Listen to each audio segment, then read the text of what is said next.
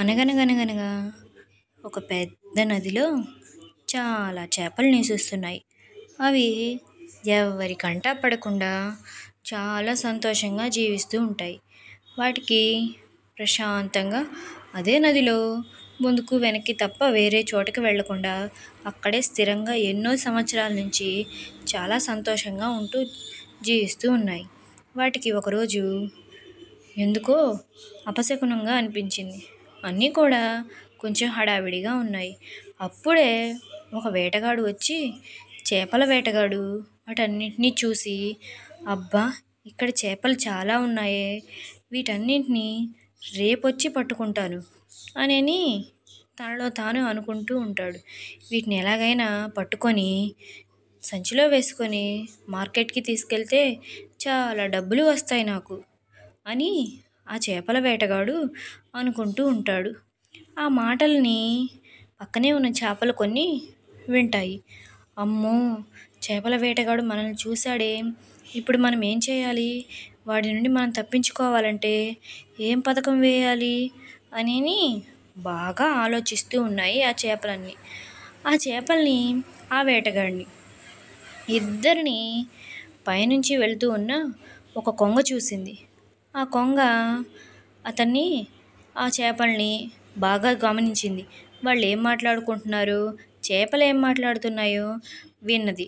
వేటగాడు రేపు రావాలనుకుంటున్నాడు, ఈరోజు కాదు కదా అని కొంగ బాగా ఆలోచన చేసింది. అప్పుడు చేపల దగ్గరికి వెళ్ళి చేపలకి సహాయం చేస్తాను అని వాటి దగ్గరికి వెళ్ళి ఇలా అడుగుతుంది. చేప మిత్రులారా, మీకు నేను సహాయం చేయడానికే వచ్చాను. నన్ను చూసి మీరు భయపడాల్సిన అవసరం లేదు. ఎందుకంటే ఒక వేటగాడు వచ్చి మిమ్మల్ని రేపు వలలో వేసుకొని పట్టుకొని పట్టణానికి తీసుకెళ్ళి సొమ్ము చేసుకోవాలి అనుకుంటున్నాడు. కాబట్టి మీరు ఈరోజే వేరే ప్రదేశానికి వెళ్ళండి అని చెప్పింది. అప్పుడు చేపలు, మేము ఎక్కడికి వెళ్ళగలం, మాకు ఎక్కడికి వెళ్ళాలో తెలీదు అంటూ అన్నాయి. మీకు తెలియకపోతే ఏం, నేనున్నాను కదా, దగ్గరలోనే ఒక పెద్ద నది ఉంది, అది చాలా దూరం ప్రవహిస్తుంది, నేను మిమ్మల్ని అక్కడికి సురక్షితంగా చేరుస్తాను అని వాటికి చెబుతుంది.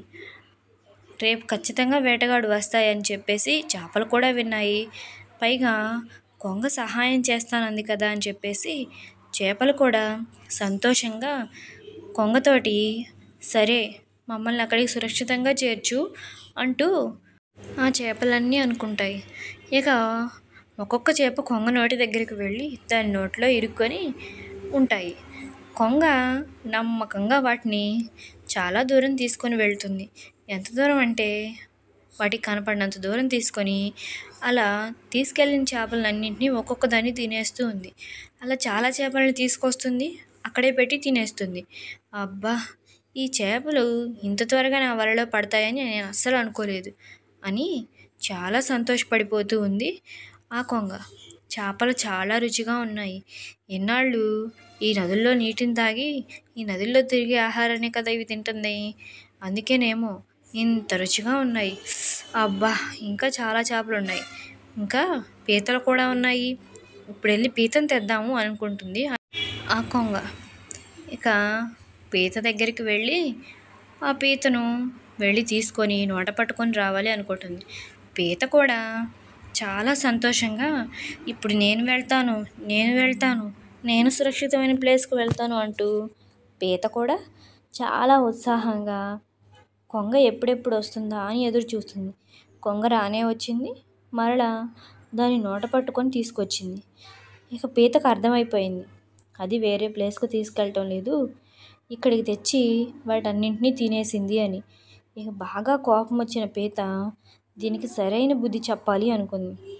దానిని తినబోతూ ఉండగానే ఒక్కసారిగా పీత దాని గొంతు పట్టుకొని నలిపేస్తుంది.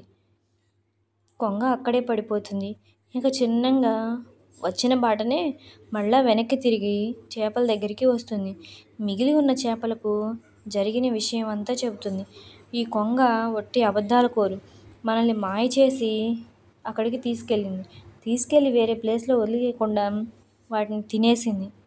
నన్ను కూడా అలాగే తినేపోతుంటే నా గోర్లతోటి దాని గొంతు నలిపేశాను, నేను తప్పించుకుని వచ్చేసాను, కనీసం మనమైనా సురక్షితంగా ఉందాం. ఇక పైన ఎవ్వరి మాటలు నమ్మకుండా మనం క్షేమంగా ఉందాం అని అనుకున్నాయి.